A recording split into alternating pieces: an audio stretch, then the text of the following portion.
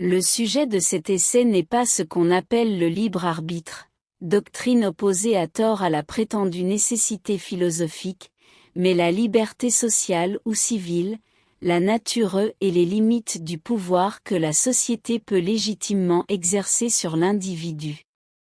Cette question, bien que rarement posée ou théorisée, influence profondément les controverses pratiques de notre époque par sa présence latente et devrait bientôt s'imposer comme la question vitale de l'avenir. En un certain sens, elle divise depuis toujours l'humanité, aussi est-elle loin d'être neuve. Mais étant donné le niveau de progrès atteint aujourd'hui par les peuples les plus civilisés, elle se présente sous des formes nouvelles et nécessite un traitement différent et plus fondamental. La lutte entre liberté et autorité est le trait le plus remarquable de ces périodes historiques qui nous sont familières dès l'enfance, comme la Grèce, la Rome antique et l'Angleterre notamment. Mais autrefois, c'était une dispute qui opposait le souverain à ses sujets, ou à certaines classes de ses sujets. Par liberté, on entendait protection contre la tyrannie des souverains, gouvernants et gouvernés tenaient alors des positions nécessairement antagonistes. Le pouvoir était aux mains d'un individu, d'une tribu ou d'une caste qui avait acquis leur autorité soit par héritage, soit par conquête, mais ne la tenait en aucun cas du peuple, et nul n'osait, ni ne désirait peut-être, contester leur suprématie, quelles que fussent les précautions à prendre contre l'exercice oppressif qu'il en faisait. Le pouvoir des gouvernants était ressenti à la fois comme nécessaire et extrêmement dangereux, comme une arme qu'ils pouvaient à loisir retourner et contre leurs sujets et contre leurs ennemis extérieurs. Pour éviter que d'innombrables vautours ne fondent sur les membres les plus faibles de la communauté, il avait bien fallu charger un aigle, plus puissant celui-là, de les tenir en respect. Mais comme le roi des oiseaux n'était pas moins enclin que les charognards inférieurs à fondre sur le troupeau, on vivait perpétuellement dans la crainte de son bec et de ses serres. Aussi le but des patriotes était-il d'imposer des limites, supportables pour la communauté, au pouvoir du gouvernant, c'est cette limitation qu'ils nommaient liberté. Il y avait deux façons d'y parvenir. Tout d'abord, en obtenant la reconnaissance de certaines immunités, appelées liberté ou droit politique, que le gouvernant ne pouvait transgresser sans manquer à son devoir et déclencher une résistance spécifique ou une rébellion générale, alors tout à fait justifiée. Le second expédit, généralement plus récent, fut l'établissement de frein constitutionnel, le consentement de la communauté, ou d'un corps quelconque censé représenter ses intérêts, devenait la condition nécessaire de certains actes les plus importants du gouvernement. Au premier de ces modes de restriction, les gouvernants de la plupart des pays d'Europe furent plus ou moins contraints de se soumettre. Il n'en fut pas ainsi du second, l'instaurer, ou achever de l'instaurer lorsqu'il n'existait encore que partiellement, devint partout le but à atteindre des amoureux de la liberté. Et tant que l'humanité se contenta de combattre un ennemi par l'autre, et de se laisser diriger par un maître à condition d'être garantie plus ou moins efficacement contre sa tyrannie, elle n'aspira à rien de plus. Mais dans la marche des affaires humaines vint le temps où les hommes cessèrent de considérer qu'une loi naturelle conférait à leurs gouvernants un pouvoir indépendant, opposé à leurs propres intérêts. Il fallait que les différents magistrats de l'État fussent pour eux des tenants, des délégués, révocables à leur gré. C'était, leur semblait-il, la seule façon de se prémunir complètement contre les abus de pouvoir du gouvernement. Peu à peu, cette revendication, ce besoin nouveau de gouvernants électifs et temporaires, devint l'objet principal des efforts du Parti démocratique partout où un tel parti existait et se substitua très largement à l'ancienne volonté de limiter le pouvoir des gouvernants. Tandis qu'on luttait pour placer le pouvoir des gouvernants sous la tutelle des gouvernés, certains se mirent à penser qu'on avait attaché trop d'importance à la limitation du pouvoir lui-même. C'était une ressource uniquement, semblait-il, lorsque les dirigeants avaient des intérêts opposés à ceux du peuple. À présent, ce qu'on voulait, c'était que les dirigeants fussent identifiés au peuple, que leurs intérêts et leur volonté devinssent les intérêts et la volonté de la nation. La nation n'avait nul besoin d'être protégée contre sa propre volonté, il n'y avait aucun risque qu'elle ne se tyrannisât elle-même. Si les gouvernants étaient effectivement responsables devant elle, promptement révocables par elle serait alors en mesure de leur confier un pouvoir dont elle dicterait elle-même l'usage. Leur pouvoir ne serait plus que celui de la nation, concentré sous une forme propice à son exercice. Cette façon de penser, de sentir peut-être, était répandue dans la dernière génération du libéralisme européen et semble prédominer encore dans sa section continentale. Ceux qui admettent une limite à ce que peut faire un gouvernement, sauf s'il s'agit selon eux d'un gouvernement illégitime, font figure de brillantes exceptions parmi les penseurs politiques du continent. Et aujourd'hui même, une tendance similaire se serait imposée chez nous si les circonstances qui l'encouragèrent un temps ne s'étaient pas modifiées depuis. Mais, dans les théories politiques et philosophiques comme chez les personnes, le succès révèle des fautes et des infirmités que l'échec eût peut-être dérobées à l'observation. L'idée que les peuples n'ont pas besoin de limiter leur pouvoir sur eux-mêmes pouvait sembler axiomatique lorsqu'un gouvernement démocratique n'existait encore que dans nos rêves ou nos livres d'histoire. Mais cette idée ne se laisse pas pour autant amoindrir par les aberrations passagères de la Révolution française dont les plus graves furent le fait d'une minorité usurpatrice et qui, par ailleurs, ne trouvèrent pas de légitimité dans les institutions démocratiques, mais dans une explosion de révolte soudaine et convulsive contre le despotisme aristocratique et monarchique. Cependant, avec le temps, une république démocratique vint occuper une grande partie de la surface de la Terre et s'imposa comme l'un des membres les plus puissants de la communauté des nations. Dès lors, le gouvernement électif et responsable devint l'objet de ces observations et de ces critiques qu'on adresse à tout grand fait existant. C'est alors qu'on s'aperçut que des expressions telles que « l'autonomie politique » et « le pouvoir du peuple sur lui-même » n'exprimaient pas un véritable état de choses. Les « gens du peuple » qui exercent le pouvoir ne sont pas toujours les mêmes que ceux sur qui ils s'exercent, et l'autonomie politique, en question n'est pas le gouvernement de chacun par soi-même, mais celui de chacun par tous les autres. Bien plus, la volonté du peuple signifie en pratique la volonté du plus grand nombre ou de la partie la plus active du peuple, de la majorité, ou ceux qui parviennent à s'imposer en tant que majorité. Il est donc possible que les « gens du peuple » soient tentés d'opprimer une partie des leurs, aussi est-ce un abus de pouvoir dont il faut se prémunir au même titre qu'un autre. C'est pourquoi il demeure primordial de limiter le pouvoir du gouvernement sur les individus, même lorsque les détenteurs du pouvoir sont régulièrement responsables devant la communauté, c'est-à-dire devant son parti le plus fort.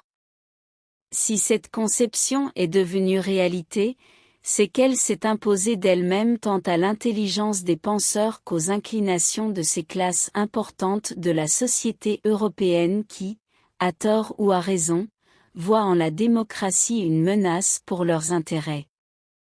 Ainsi range-t-on aujourd'hui, dans les spéculations politiques, la tyrannie de la majorité, au nombre de ces maux contre lesquels la société doit se protéger. De même que les autres tyrannies, la tyrannie de la majorité inspirait, et inspire encore généralement, de la crainte d'abord parce qu'elle transparaissait dans les actes des autorités publiques.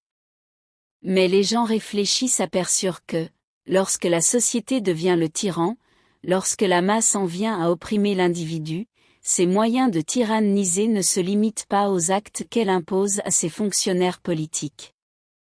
La société applique les décisions qu'elle prend. Si elle en prend de mauvaises, si elle veut se faisant s'ingérer dans des affaires qui ne sont pas de son ressort, elle pratique une tyrannie sociale d'une ampleur nouvelle, différente des formes d'oppression politique qui s'imposent à coups de sanctions pénales, tyrannie qui laisse d'autant moins de accent aigu échappatoire qu'elle va jusqu'à se glisser dans les plus petits détails de la vie, asservissant ainsi l'âme elle-même.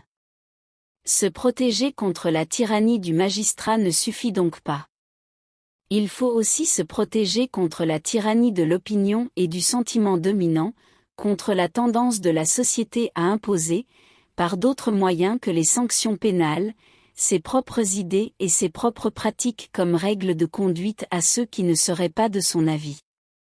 Il faut encore se protéger contre sa tendance à entraver le développement, sinon à empêcher la formation, de toute individualité qui ne serait pas en harmonie avec ses mœurs et à façonner tous les caractères sur un modèle préétabli.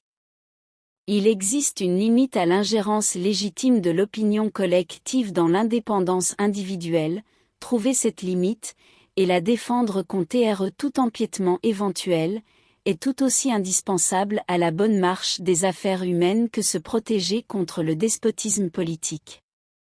Mais si cette question n'est guère contestable en théorie, celle de savoir où placer cette limite dans la pratique, trouver le juste milieu entre indépendance individuelle et contrôle social, est un domaine où presque tout reste à explorer. Tout ce qui donne sa valeur à notre existence repose sur les restrictions posées aux actions d'autrui.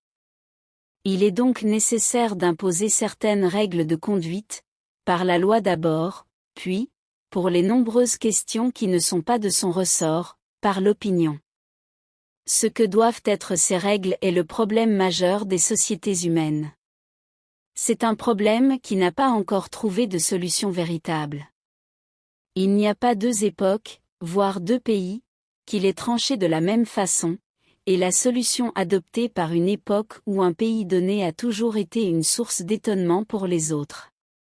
Pourtant, l'humanité n'a jamais accordé à ce problème qu'une attention limitée, comme s'il y avait toujours eu consensus sur la question. Les règles qui ont cours dans les différents pays sont si évidentes pour leurs habitants qu'elles semblent naturelles. Cette illusion universelle est un exemple de l'influence magique de l'habitude qui, comme le dit le proverbe, devient non seulement une seconde nature, mais se confond constamment avec la première.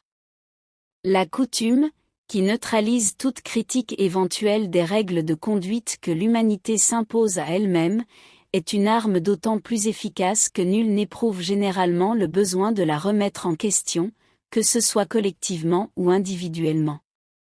Les gens ont pris l'habitude de croire, et ceux qui passent pour des philosophes les ont encouragés dans ce sens, que leur opinion personnelle sur ce genre de questions rendait superflue toute remise en question globale. Dans la pratique, le principe qui détermine leur opinion sur la conduite à adopter provient de l'idée qu'il existe en chacun la même volonté de se comporter en modèle pour son voisin et de se conformer au modèle que représentent ses amis. Personne ne conçoit en effet qu'un choix puisse être le résultat d'une inclination personnelle. En revanche, un avis péremptoire sur la conduite à adopter dans telle ou telle situation, voilà ce qui fait office d'inclination personnelle, que l'on en vienne à expliquer les raisons de ce choix, et l'on constate qu'il est le plus souvent motivé par l'inclination du plus grand nombre. Cependant, que l'inclination de l'homme ordinaire soit régie par celle du plus grand nombre est pour lui non seulement un critère tout à fait satisfaisant, mais celui qui détermine toutes ces notions de moralité, de goût ou de convenance, autant de questions qui ne sont pas expressément abordées par sa religion, le critère qui détermine même l'interprétation de sa foi. En conséquence, les opinions des hommes sur ce qui est louable ou blâmable sont le produit de causes multiples, tantôt la raison, tantôt les préjugés ou les superstitions, souvent la sociabilité, assez fréquemment les penchants antisociaux, l'envie ou la jalousie, l'arrogance ou le mépris, mais surtout l'ambition ou la peur de perdre, l'intérêt, légitime ou illégitime, autant de causes qui influencent leurs désirs concernant la conduite d'autrui ou toute autre question. Partout où existe une classe dominante, la moralité du pays émane dans une large mesure des intérêts et du sentiment de supériorité de cette classe. Spartiates et ilotes, planteurs et esclaves, princes et sujets, nobles et roturiers, hommes et femmes, la morale est d'abord issue des intérêts et des sentiments de classe.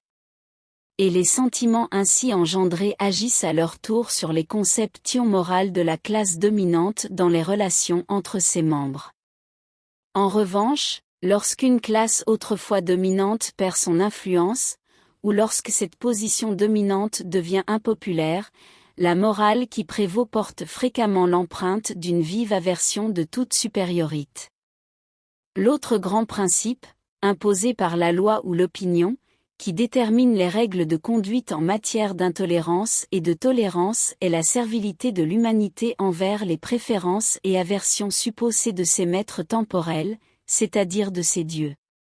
Wawak essentiellement égoïste, cette servilité n'est pas de l'hypocrisie, elle provoque d'authentiques sentiments de répulsion, et c'est elle qui pousse les hommes à brûler les magiciens et les hérétiques. Au nombre des influences les plus viles, les intérêts généraux et évidents de la société ont naturellement eu une large part, dans l'orientation des conceptions morales, moins guidées, cependant, par la justification de ces intérêts que par la conséquence des sympathies et des antipathies qui en résultaient. Ce furent ces sympathies et antipathies, qui pourtant n'avaient que peu ou rien à voir avec les intérêts de la société, qui contribuèrent fortement à l'établissement des différentes morales. Ce furent donc les préférences et les aversions de la société, ou celles de sa classe la plus puissante, qui, grâce à la sanction de la loi et de l'opinion, déterminèrent dans la pratique les règles à observer par tous. Et en général, les avant-gardes intellectuelles ne remirent pas en question cet état de choses, même s'il leur arrivait parfois de faire office d'opposition pour certains points de détail. Elles s'employèrent à réfléchir sur la nature des aversions et des préférences de la société, sans se demander s'il était bon que les individus les considérassent comme des lois. Elles préférèrent s'efforcer de modifier les conceptions sur ces points de détail auxquels elles s'opposaient plutôt que de faire cause commune pour la défense de la liberté avec l'ensemble des opposants. Seule la question religieuse connut une plus grande envergure en devenant l'objet d'un débat entretenu avec cohérence par l'ensemble de la société, exception faite de quelques individus disséminés. C'est un débat instructif à maints égards, d'autant plus qu'il constitue un exemple des plus frappants de la faillibilité de ce qu'on appelle le sens moral, car l'odium theologicum est, pour le bigot sincère, le fondement le moins équivoque de sa conception morale. Pourtant ceux qui, les premières, secouèrent le joug de ce qui se prétendait Église universelle étaient en général aussi peu disposés que cette dernière à autoriser la liberté de culte. Mais lorsque la fièvre de la lutte fut retombée, sans donner victoire complète à aucun parti, et que chaque Église ou chaque secte dut se borner à rester en possession du terrain qu'elle occupait déjà, les minorités, constatant qu'elles n'avaient aucune chance de devenir la majorité, se virent contraintes de prier ceux qu'elles ne pouvaient convertir de leur accorder la permission de différer. C'est donc presque exclusivement sur ce terrain-là que les droits de l'individu contre la société ont été établis sur de larges principes, et que la prétention de la société à exercer son autorité sur les dissidents fut ouvertement contestée. Les grands écrivains, auxquels le monde doit ce qu'il possède de liberté religieuse, ont défini la liberté de conscience comme un droit inaliénable. Il était inconcevable pour eux qu'un être humain eût à rendre compte aux autres de sa croyance religieuse. Cependant l'intolérance est si naturelle à l'espèce humaine pour tout ce qui lui tient réellement à cœur, que la liberté religieuse n'a été mise en application presque nulle part, excepté là où l'indifférence religieuse, qui n'aime guère voir sa paix troublée par des querelles théologiques, venait peser dans la balance. Dans l'esprit de la plupart des croyants, et cela même dans les pays les plus tolérants, la tolérance est un devoir qui n'est admis qu'avec des réserves tacites. L'un souffrira le désaccord en matière de gouvernement ecclésiastique, mais non de dogme, l'autre tolérera tout le monde, hormis les papistes et les unitariens, un autre encore, tous ceux qui croient en la religion révélée, et une minorité poussera la charité un peu plus loin, mais jamais au point de revenir sur la croyance en un Dieu unique et en une vie future. Partout où le sentiment de la majorité est encore authentique et intense, on s'aperçoit que ses prétentions à se faire obéir n'ont guère diminué. Si, en Angleterre, étant donné les circonstances particulières de notre histoire politique, le joug de l'opinion demeure pesant, celui de la loi est plus léger que dans la plupart des pays d'Europe.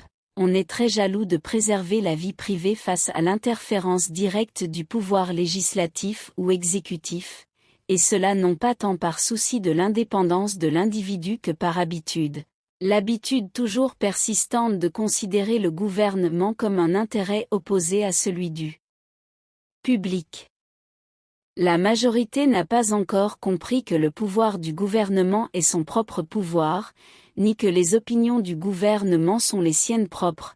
Lorsqu'elle y parviendra, la liberté individuelle sera probablement exposée à l'invasion du gouvernement, autant qu'elle l'est déjà à celle de l'opinion publique. Mais pour l'instant, il existe une somme considérable de sentiments prêts à se soulever contre toute tentative de la loi pour contrôler les individus dans des domaines qui jusque-là n'étaient pas de son ressort, mais cela sans guère s'interroger sur ce qui fait partie ou non de la sphère légitime du contrôle officiel. Si bien que ces sentiments, hautement salutaires en soi, sont peut-être tout aussi souvent appliqués à tort qu'à raison. De fait, il n'existe aucun principe reconnu qui détermine dans la pratique les cas où l'intervention de l'État est justifiée ou non. On en décide selon ses préférences personnelles. Certains, partout où ils voient du bien à faire ou un mal à réparer, voudraient inciter le gouvernement à entreprendre cette tâche, tandis que d'autres préfèrent subir toute espèce de préjudices sociaux plutôt que de risquer d'élargir les attributions du gouvernement dans le domaine des intérêts humains.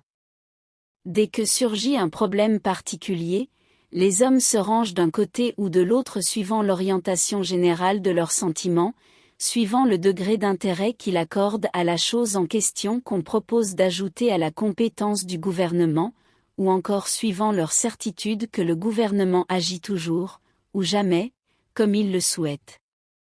Mais c'est très rarement une opinion mûrement réfléchie sur la nature des attributions du gouvernement qui les pousse à agir.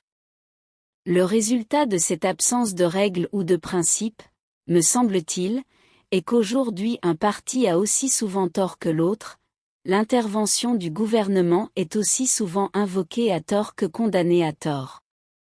L'objet de cet essai est de poser un principe très simple, fondé à régler absolument les rapports de la société et de l'individu dans tout ce qui est contrainte ou contrôle, que les moyens utilisés soient la force physique par le biais de sanctions pénales ou la contrainte morale exercée par l'opinion publique. Ce principe veut que les hommes ne soient autorisés, individuellement ou collectivement, à entraver la liberté d'action de quiconque que pour assurer leur propre protection. La seule raison légitime que puisse avoir une communauté pour user de la force contre un de ses membres est de l'empêcher de nuire aux autres. Contraindre quiconque pour son propre bien, physique ou moral, ne constitue pas une justification suffisante. Un homme ne peut pas être légitimement contraint d'agir ou de s'abstenir sous prétexte que ce serait meilleur pour lui, que cela le rendrait plus heureux ou que, dans l'opinion des autres, agir ainsi serait sage ou même juste. Ce sont certes de bonnes raisons pour lui faire des remontrances, le raisonner, le persuader ou le supplier, mais non pour le contraindre ou lui causer du tort s'il agit autrement. La contrainte ne se justifie que lorsque la conduite dont on désire détourner cet homme risque de nuire à quelqu'un d'autre. Le seul aspect de la conduite d'un individu qui soit du ressort de la société est celui qui concerne les autres. Mais pour ce qui ne concerne que lui, son indépendance est, de droit, absolue. Sur lui-même, sur son corps et son esprit, l'individu est souverain. Il n'est peut-être guère nécessaire de préciser que cette doctrine n'entend s'appliquer qu'aux êtres humains dans la maturité de leurs facultés. Nous ne parlerons pas ici des enfants, ni des adolescents des deux sexes en dessous de l'âge de la majorité fixé par la loi. Ceux qui sont encore dépendants des soins d'autrui doivent être protégés contre leurs propres actions aussi bien que contre les risques extérieurs. C'est pour cette même raison que nous laisserons de côté ces âges arriérés de la société où l'espèce elle-même pouvait sembler dans son enfance. Les toutes premières difficultés qui se dressent sur le chemin du progrès spontané sont si considérables, qu'on a rarement le choix des moyens pour les surmonter. Aussi un souverain progressiste peut-il se permettre d'utiliser n'importe quel expédient pour atteindre un but, autrement inaccessible. Le despotisme est un mode de gouvernement légitime quand on a affaire à des barbares, pourvu que le but vise à leur avancement et que les moyens se justifient par la réalisation effective de ce but. La liberté, comme principe, ne peut s'appliquer à un état de choses antérieur à l'époque où l'humanité devient capable de s'améliorer par la libre discussion entre individus égaux. Avant ce stade, il n'existe pour les hommes que l'obéissance aveugle à un Akbar ou à un Charlemagne, s'ils ont la bonne fortune d'en trouver un. Mais dès que l'humanité devient capable de se guider sur la voie du progrès grâce à la conviction ou la persuasion, c'est depuis longtemps le cas des nations qui nous intéressent ici, la contrainte, exercée directement ou en répression par le biais de sanctions pénales, ne peut plus être admise comme un moyen de guider les hommes vers leur propre bien, elle se justifie uniquement dès lors qu'il s'agit de la sécurité des autres. Il convient de remarquer que je renonce à tout avantage que je pourrais tirer au cours de mon argumentation de l'idée d'un droit abstrait, indépendant de l'utilité. Je considère l'utilité comme le critère absolu dans toutes les questions éthiques, mais ici l'utilité doit être prise dans son sens le plus large, se fonder sur les intérêts permanents de l'homme en tant qu'être susceptible de progrès. Je soutiens que ces intérêts autorisent la sujétion de la spontanéité individuelle à un contrôle extérieur uniquement pour les actions de chacun qui touchent l'intérêt d'autrui. Si un homme commet un acte nuisible pour les autres, c'est là la raison première de le punir, soit par la loi, soit par la réprobation générale, dans les cas où des sanctions pénales s'avéreraient risquées. Il existe également bon nombre d'actes positifs pour le bien des autres qu'un homme peut être légitimement contraint d'accomplir, comme de témoigner devant un tribunal, de participer pleinement à la défense commune ou à toute œuvre collective nécessaire aux intérêts de la société dont il reçoit protection, et enfin d'accomplir des actes de bienfaisance individuelle, sauver la vie de son semblable ou s'interposer pour protéger les faibles des mauvais traitements par exemple.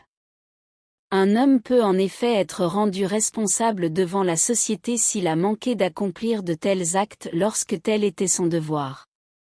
Une personne peut nuire aux autres non seulement par ses actions, mais aussi par son inaction, et dans les deux cas, elle est responsable envers eux du dommage causé. Il est vrai que dans le second cas, la contrainte doit être exercée avec beaucoup plus de prudence que dans le premier. Rendre quelqu'un responsable du mal qu'il fait aux autres, c'est la règle, le rendre responsable de n'avoir pas empêché un mal, c'est, comparativement, l'exception. Cependant, nombreux sont les cas suffisamment clairs et graves qui justifient cette exception. En tout ce qui concerne ses relations avec autrui, l'individu est de jure responsable envers ceux dont les intérêts sont engagés, et si nécessaire, envers la société en tant que leur protectrice. Il y a souvent de bonnes raisons pour ne pas lui infliger cette responsabilité, mais ces raisons restent à déterminer selon les cas, soit qu'il s'agisse d'un cas où l'individu a des chances de mieux se comporter livré à sa propre discrétion que contrôlé d'aucune façon par la société, soit qu'une tentative de contrôle causerait davantage de mal que celui qu'elle entend prévenir. Lorsque de telles raisons empêchent de sanctionner la responsabilité, la conscience de l'agent lui-même devrait prendre la place du juge absent afin de protéger les intérêts d'autrui qui ne jouissent d'aucune protection extérieure. L'agent en question devrait se juger d'autant plus sévèrement que le cas ne le soumet pas au jugement de ses semblables.